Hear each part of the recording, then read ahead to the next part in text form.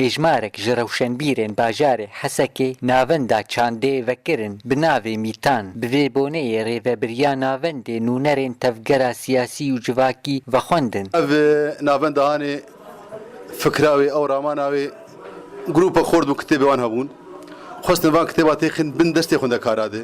Ka em ê çawa bikin, em ê çi bikin, em gihan hevdû bi alîkariya xêrxwaza me ev kitêbana dan hevdû û ev pirtûxane me vekir ji bo xatirê di ber destê xwendekara be û xizmeta xwendekarê xwe û miletê xwe pê bikin. Hîjmartina kitêba dikarî bêjî 3000 zêdeyî 3000 kitêb heye li cem e û pirê kitêba dikarî bê tevayî giş alîkarî û tok dibêjit teberratin. Pirtûxana me bêguman wê dewamekî wê hebe.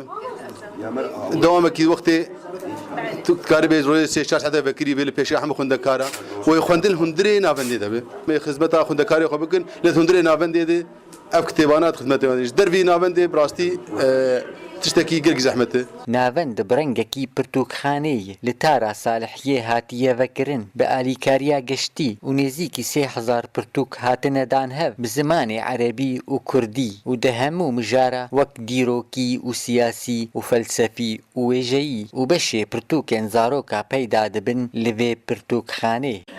Ev pirtûkxane me bi rengekî cûr bi cûr me daniye li kêleka hev. Paşê wêne berê Kurdî tê.